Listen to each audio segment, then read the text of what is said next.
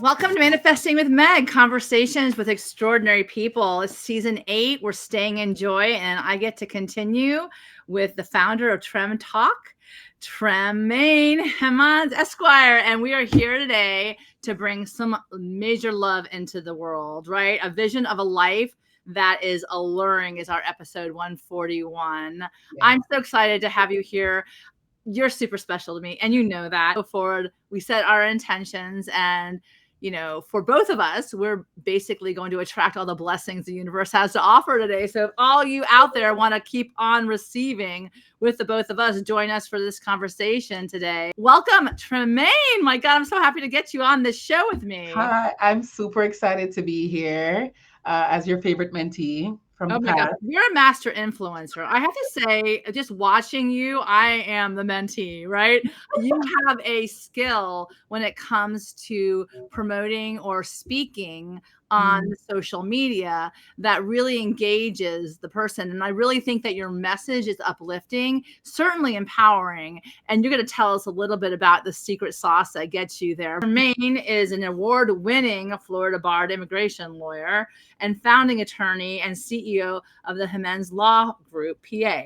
She obtained her Juris Doctorate from FIU College of Law in 2019. She's a proud immigrant hailing from you got to say this for me. Monique St. Anne. Monique St. Anne, Jamaica. She's dedicated her career to fight for justice for U.S. immigrants and to the upliftment of young, aspiring lawyers and business owners. Super proud of you in so many ways. You've been awarded many accolades, including National Black Lawyers 40 Under 40, Super Lawyers Rising Star, the Florida Bar's Pro Bono Service Award for 2022, prominent and influential Black women in business and industry, among many others. But aside from her law career, like I said, she's an avid philanthropist, mentor, and public speaker. Wow, talk about just me being a mentor. Super proud of you, but also getting to interview now because your journey has come a long way since we met many years ago in the halls of the federal government. Welcome to the show, Trey. I'm so happy to be here. You're literally one of my favorite people. I take the lessons that you taught me in that very serious internship with me everywhere. You know, the first thing I would say that Meg taught me, I know we're going to get into questions or whatever, but I really wanted to bring this to your platform just to say that she lives and breathes this, y'all. Like, this is not just her job. Like, this is literally who Meg is. I remember my interview for my internship, like, we're going to go way back. And we ended up talking about favorite flavors of ice cream in my federal internship interview. And I was like, I love this lady. I have to work here. And you really made my experience there. I learned so much from you, from shadowing you in court.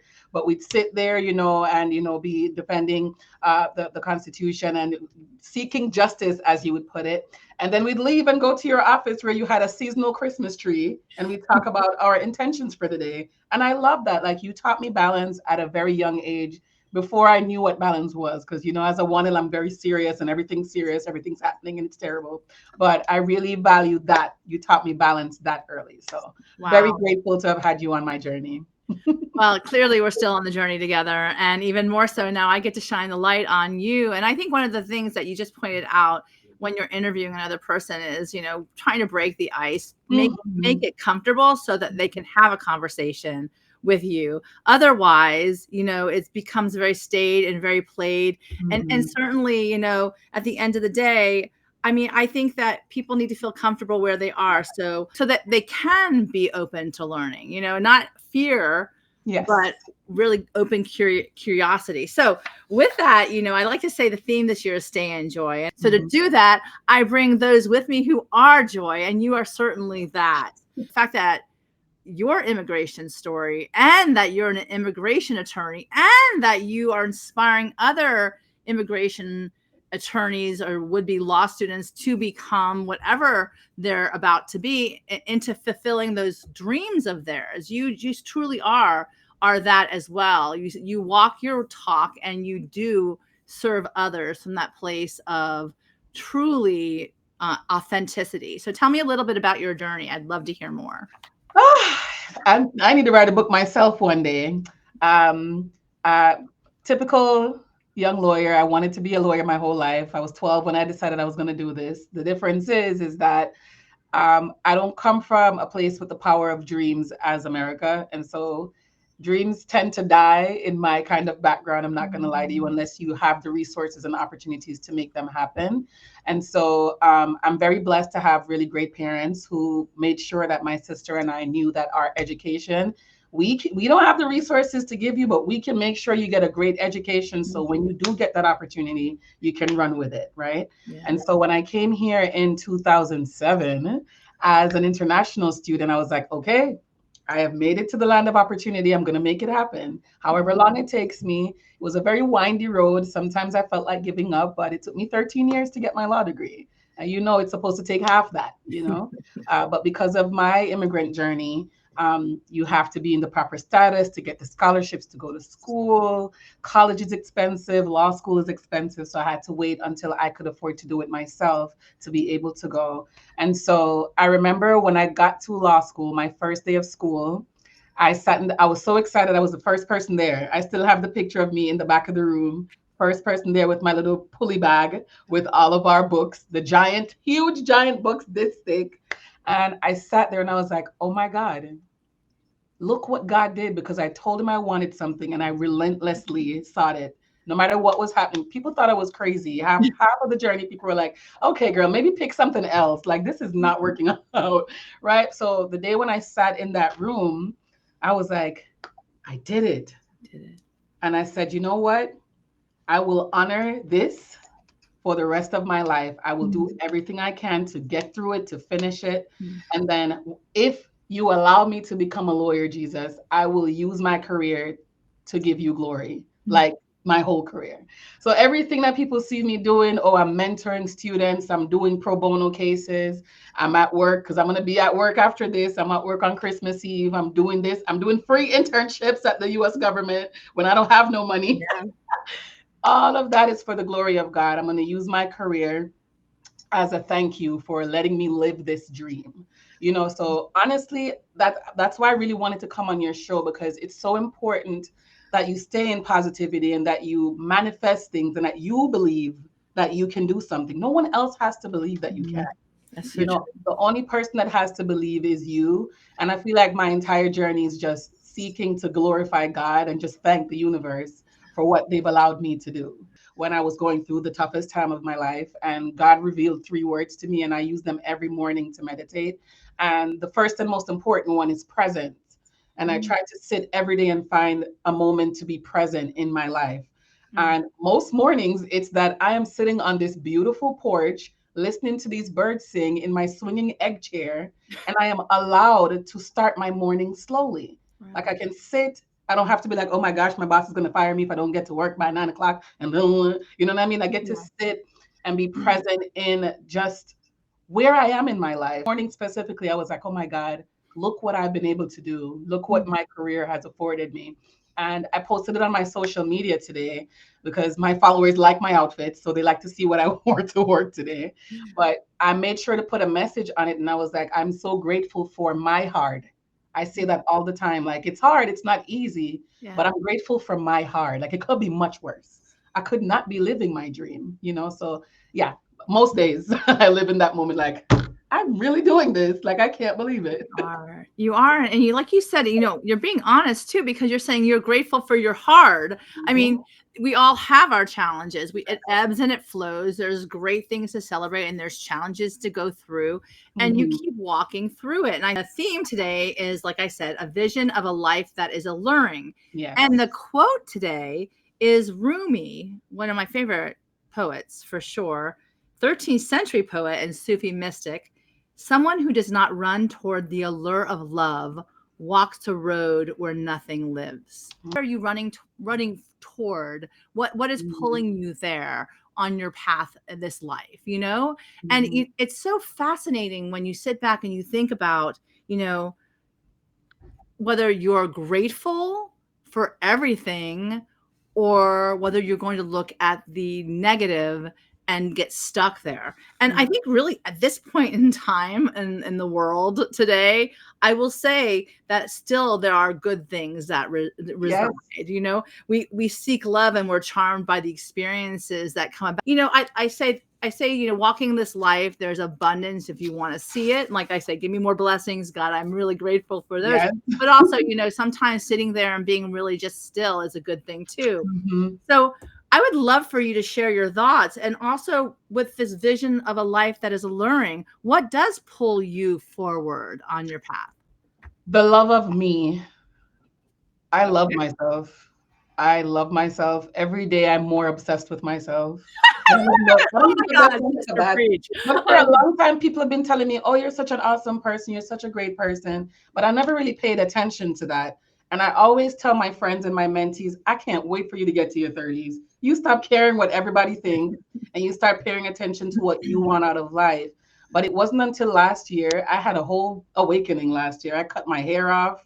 I was like, everything going forward has to serve me.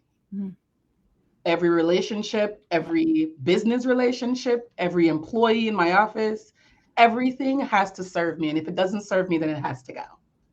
Right. And living in that, I've become a monster, I feel, because now I don't want anything but just good vibes. I'm completely Jamaican now. Everything, good vibes only. I don't want any bad vibes around me. I don't want anyone who doesn't mean well for me around me.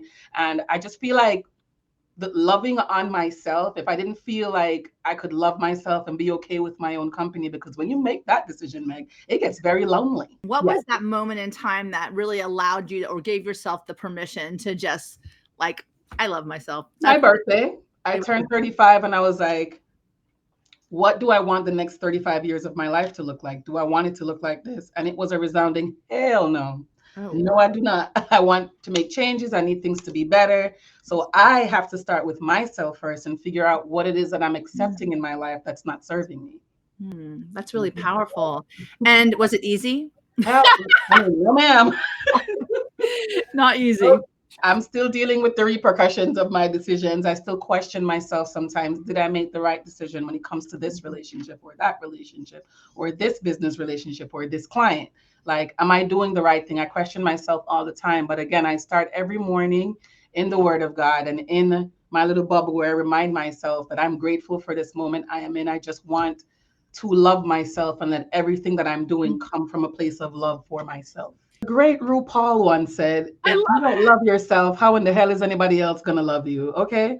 And I'm just now understanding what that really means. You know, I can't expect people to love me and respect me if I don't love and respect myself. I just love that you just quoted Ru. Oh my God, girl. Anyway, girl. So there's some inspiration that we all use in life. I always go to people, places, things. And certainly in this particular show, I love asking my guests to like land some real wisdom on me through what inspires them. So you got me some great stuff. I mean, your new life is going to cost you your old one. It's going to cost you your comfort zone and your sense of direction. It's going to cost you relationships and friends. It's going to cost you being liked and understood. It doesn't matter. The people who are meant for you are going to meet you on the other side. You're going to build a new comfort zone around the things that actually move you forward. Brianna Weist, and then The Mountain Is You. That's that book. That's one of the things that helped me change my life last year. That book is amazing. It's so eye-opening. Wow. I had to read that passage quite a few times along the journey last year to remind me that the life I want was going to cost me the life I had. Yeah. And let me ask you something. Were there some things about the life that you had that you've brought with you that you chose to take with you? Just like Brianna said, those that want to come with you are going to make it to the other side. There were actually unexpected people that I didn't expect to be there for me and to accept what I was trying to do and to actually see the journey I was on and celebrate it and help me along on it. So that was the best surprise. But I feel like I am truly living, even if I'm making mistakes right now, I'm enjoying the journey of figuring it all out, you know? Well, I mean, honestly, right? It's the permission to be human, right? The Yes. genius of the and. You Yes. can be a masterpiece and a work in progress at the same time. It's not an or, right? I think that's so powerful when you really think about it that way. And then you've got this awesome, first of all, everyone out in the podcast world, these pictures, you got to go head toward YouTube to see them because the pictures are just fantastic. Badass. Okay. Well-behaved women seldom make history. Laurel Thatcher Ulrich. And let me see. What is your take on this? That is my favorite thing because I think the intersectionality of being a Black woman in the United States, us trying to be heard, we get categorized as loud and obnoxious.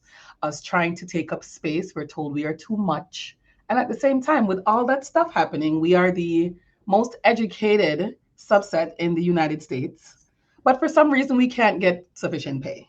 And every time we open our mouth, someone's trying to mansplain something or explain something to us.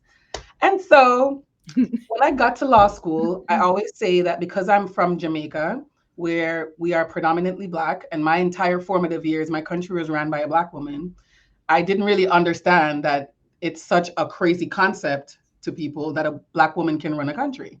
And so when I got to law school and people were trying to convince me that I was only there because of affirmative action, when I finished first in my class in undergrad, who are you talking to? I was like, first of all, this is not going to work for me. Okay. I am here. I'm taking up all the space that I desire to take up here. And whatever space I don't take up, you can have. But you're not going to tell me who I am. And I've decided that I could either choose to be a quiet, docile person that everyone likes and everything's great. It's going to be wonderful. Or I can be myself and take what is mine, because the seat I have, and that's what I always tell my mentees, that seat you have in law school was earned. Nobody gave that to you. And so nobody tricked me out of that. And so I've taken that mindset with me throughout my career. As young as my career is, I'm only in for 5 years so far, but I walk into every room like I will not be well behaved. I will be myself, and you'll just have to deal with it.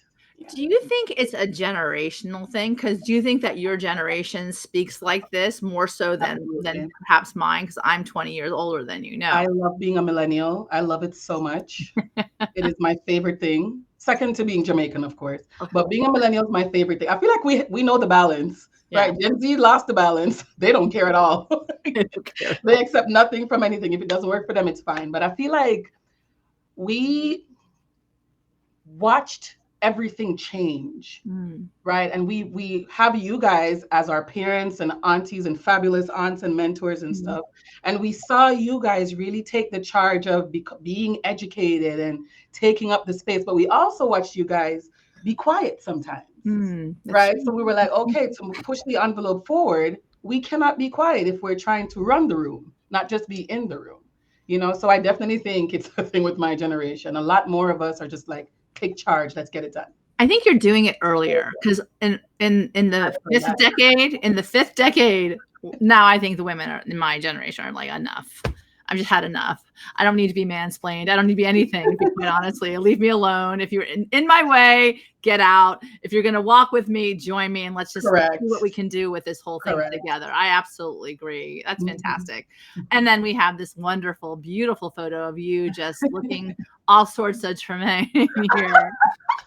These are taken in Jamaica. These are my favorite pictures. I love it. Beautiful pictures. I'm telling you, worth the visual. That's for sure. I can do all things through Christ who strengthens Philippians. Yeah, go ahead. Tell us about this. If I like tattoos, I'd get it tattooed on me. I probably still might, because I think that is the truest statement. It embodies and encompasses everything I am and how I move through the world. I fully believe that I am nothing without God. I would not be here without God. There's been too many times in my life where he's proven that he exists. And I think if you notice, I put the all in capitals. It doesn't say, my mom always says this, you have to believe that verse that you put everywhere. I used to put it on the top of my exams, like everywhere. That's like, what you put, really? Yes, ma'am. I love it. P413, everywhere. And she says to me, you cannot believe that God is only able to do some things, the comfortable things. It has to be the ridiculous things that don't make sense to anybody else. And so my take on this verse is be completely delusional. Who says I can't do anything? The Lulu is the Salulu, as we say in my generation. Delulu, Delulu. I love it. Delusional. That's Completely. fantastic. Think about it. When I started my firm a year after I finished law school in the middle of COVID before at the end of the last Trump administration. It was a crazy decision to say, hey, I'm going to start my own immigration law practice with 1 year of experience and no network. I don't have uncles and aunties that are lawyers. All I did was network in school. But I took a leap of faith, and 4 years later, I passed the first hump. Everybody says that most law firms fail in the first 3 years, or businesses, honestly, in the first 3 years. And here I am, almost at my 4th year, surpassing my last year income, the income before that. And it's purely because I was delusional. I believe that God is going to make sure this happens because I'm doing what I have to do to achieve it. So why not? Oh, not some. Well, it's a power of persistence. Like you literally believe in yourself so much to the point that, who's going to tell you, right? And I think that that's the most sane, insane that you can ever find. You know what, Meg? There's something. I hope there's someone out there listening. You have to be careful what you say to children, right? I'm glad I'm a Taurus, so I'm very stubborn. So every time someone told me I couldn't do something, I was like, okay, now I have to prove you wrong. You really have to watch what you say to kids, even if it's coming from a place of help, right? I go speak in schools sometimes, and I always talk to, especially the inner city students, about the power of no. Someone telling you that you cannot do something has nothing to do with you. It has to do with their own limitations, but not every kid's like me that's going to be like, screw you, I'm going to do it anyway, So, yeah.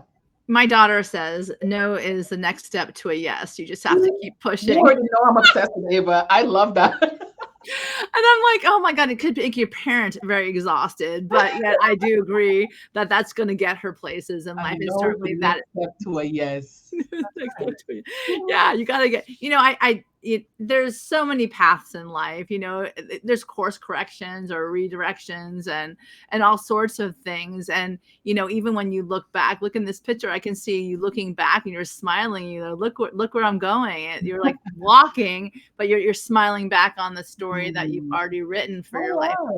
Yeah, it's pretty cool. Thank you. This picture just took on new meaning then. It took on a whole new meaning. And I think a lot of times we forget or we want to disavow ourselves of our past, but I really do believe every piece of our story is a building block towards something even more beautiful of us, our becoming fully what that dharma, that purpose, or that those seeds that have been planted in us. So one of the things that's really important for me are these profound lessons. I know we've already talked about, even dropped some RuPaul wisdom here, but profound wisdom, comes to us when we feel the most lost. That's what I think. And I think that when we're most trapped, there's no, silver lining we don't see. It feels the most dark, that's always darkest before the dawn. And then suddenly there's that one thing that'll shift us, and there's a one spark of light. And then everything changes. Have you had an experience in your life where that actually happened? I've had 2 experiences that I can tell you where it was the turning point, fight or flight for me. The first was when I was 15 years old. It's gonna get a little dark, but I was sexually assaulted, and the response after someone close to me found out was horrifying, and I decided I'm gonna take my life. I swallowed a whole bottle of pills, and then I woke up. I was like, okay, Jesus, clearly I'm meant for something, because why did I just survive this? I was a child, you know what I mean? And I take that through my life. I talk to young girls about that. Don't give anyone the power of your entire existence. Yeah. You know what I mean? So that was the first time. And I was like, okay, clearly I'm supposed to be here. So I have to do something with this chance that I've been given. Wow. And the second time was last year. I told you I've been through way more. Last year was crazy. And I'm so proud of my strength, but it almost killed me, girl. But just the stress of it all. Yeah. But I went to Jamaica, as I generally do whenever, because I suffer from anxiety. And I go home as much as I can. There's literally the air in my country is calming. I always tell everyone that you have to go to Jamaica at least once. Time seems to slow down. My people are wonderful. There's free food everywhere. Could just pick something from a tree. You feel me? Do it fast so the owner of the tree doesn't see you. Exactly. There's rivers everywhere, and I always make a point to go visit a new river when I go home. It's literally like a magical place. And so I went home to this place that I loved, and every morning I took my journal down to the water, and I was doing the let that shit go journal. That's Oh, great journal, great right? journal. So I was journaling every morning, but one morning I was just crying, crying, crying. I couldn't get to sleep the night before, and I was inconsolable. And I said, you know what? I'm just gonna go to the water. I don't know what else to do. So I went down to the water, and I lay back and started floating. And I must have been there for like 20 minutes because my ears started to hurt. Oh, wow. And I looked up and I said, God, tell me what to do. I don't know what to do. I feel like I'm losing my mind. Everybody's telling me that I'm doing great, but I feel like I'm losing myself. Like, Yeah. what do I do? And for some reason, three words came to me. It was the weirdest thing. Like, I heard it clear as day: presence, gratitude, and acceptance. Oh, wow. And the voice said, you need to practice that every single morning. Every day you get up, no matter what time of day you get to it, you have to sit and figure out how to be present in where you are in your life. Find something to be grateful and figure out what is the thing that's making you anxious today. What do you need to accept? I have been fine ever since. Like, the stress is still here, Meg. Yeah. But every day that there is no compromise. I don't care where I have to go, what I have to do. I will not leave the house until I've done that exercise. Wow. So yeah, those were my two pivotal life-changing moments. What a great exercise. Presence, gratitude, and acceptance. Wow. And You know, you've brought a lot of real change into your life. And I think that for people who are listening right now who don't know where to start, outside of, just starting, what would you offer as far as advice to other people at this point? stop being afraid. You can't even think when you're afraid, Mhm. right? And you may not think that you're afraid, but for me, I know for sure that everything I saw around me in life taught me not to expect too much out of life, not to want more out of life, because the disappointments were so crushing, and it's hard to get up after each disappointment, you know? Ew.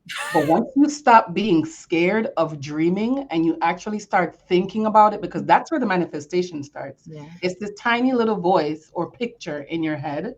And once you stop being scared of it and shut up, you don't get to tell anybody about what you see back here. Okay.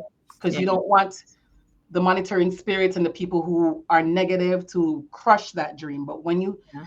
let that voice grow. Don't be scared of it. Let that voice go. Write it down somewhere.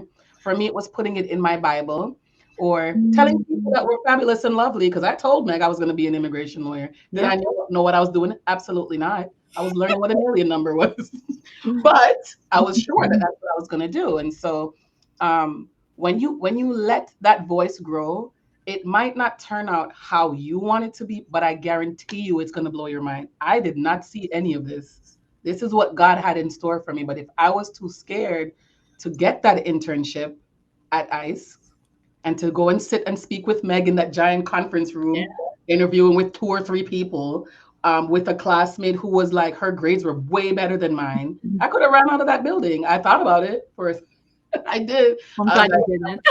I know. I was like, there's no way I'm getting this over that girl. And I did. But why? Because I wasn't scared. I went and took the leap of faith. And so just take that leap of faith. Even it's going to start with you just letting that voice happen. Be delusional, like I said. Creative genius coming through in your Trem Talk, this podcast that you just started. And I want to support you in this and want you to share with everyone, where did this come from? This has been something because I have the best social media following. I've always had really great engagement. I used to say I don't have that many followers, but I think it's hard to say that now with 60,000 followers across several platforms. But when it was just me, I used to do little videos in the morning in my car, talking about whatever thing I wanted to talk about today. And people really loved it.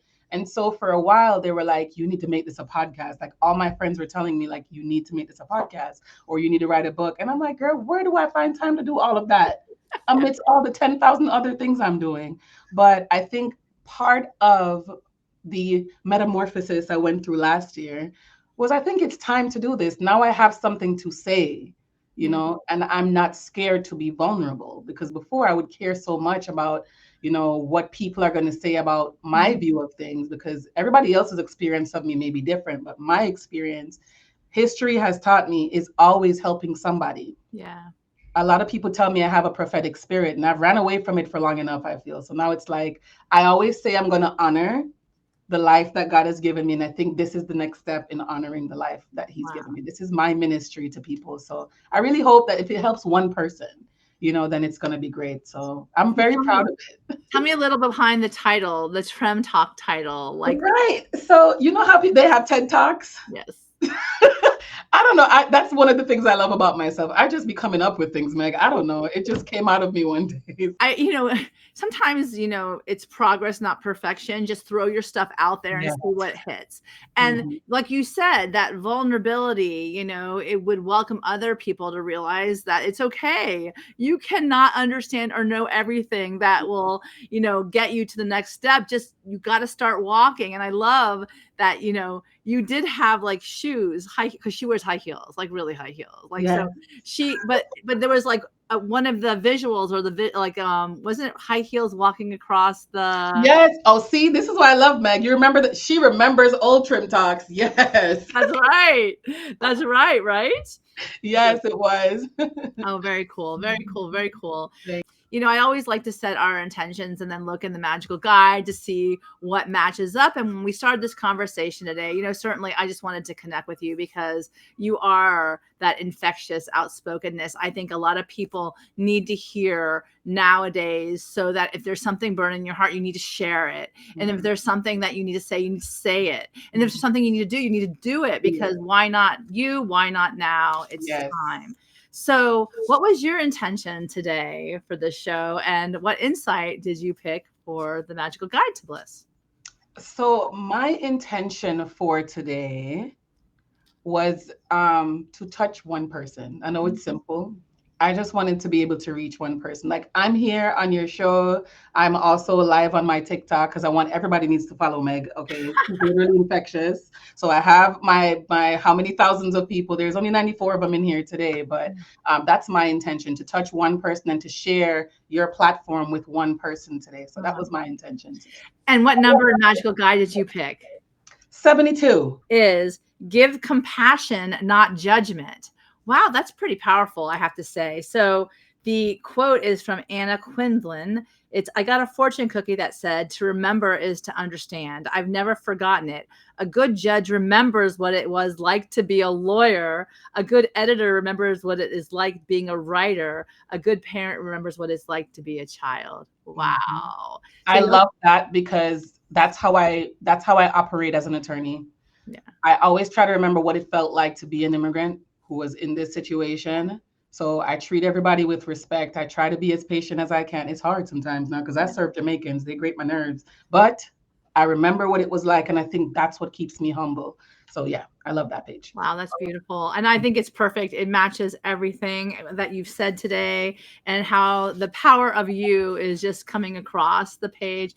And I will say, I have a Shine event, and I do love the fact that we took this awesome picture together as both just in our dazzling. Oh my gosh, yes. Yeah. So, in the next Shine, you're going to have to join me again and grab your tiara and come back to it. Yes. And this time I will not be shy. I will wear my carnival crown, because I was like, it's too much. Oh, no. And she doesn't get shy in her carnival wear, because she gets all out. So go check out her page. That's a great point. Where do we contact you? How do we get in touch with you? Sure. Okay. So I'm legally Trem on all platforms. It's LEGALLYTREM,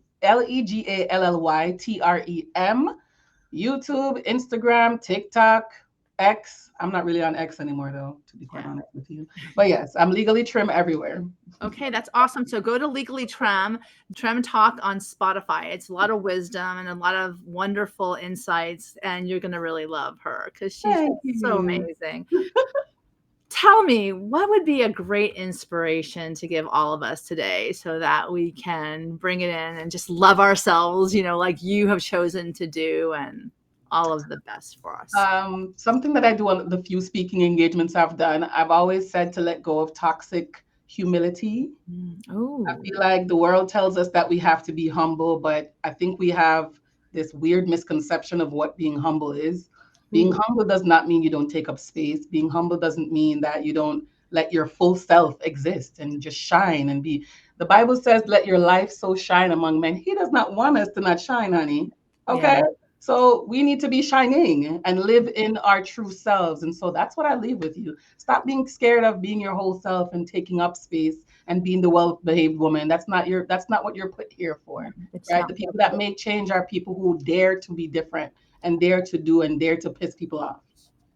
I love it. You are amazing. Ask God for it, and I'm living in it now. So what the hell is next? Like, what do I dream up next? But I really think the next thing for me is to share this just everywhere. I want to do more speaking. I want to get paid to do it, honey. I want to get paid to go up, travel the world and speak and just pour into other women, you know? That's what's next for me, I think. There's nothing better than to be literally lit on fire from within by someone who shares their story. And I can see you. I have a vision of a life that is alluring, and yours is standing on the stage sharing your message. So I would love for you to give us a final word on the way out today. So go for it. You can do all things through Christ who strengthens you. If you are not a Christian person, you can do all things through the universe that empowers you.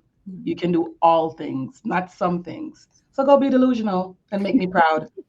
So go do the Delulu in your Salulu. Yes, Delulu is the Salulu. Delulu is the Salulu. And with that, everybody, thank you so much, Trey, for being with me here tonight. The month of love. Just grab onto that self-love and take it all in. And it is time to manifest joy. Stay in joy. Get ready to dazzle. I really believe in all of you. Love you so much. So proud of you, Trey. And have a wonderful. You too. Have a great evening, everyone. Bye-bye.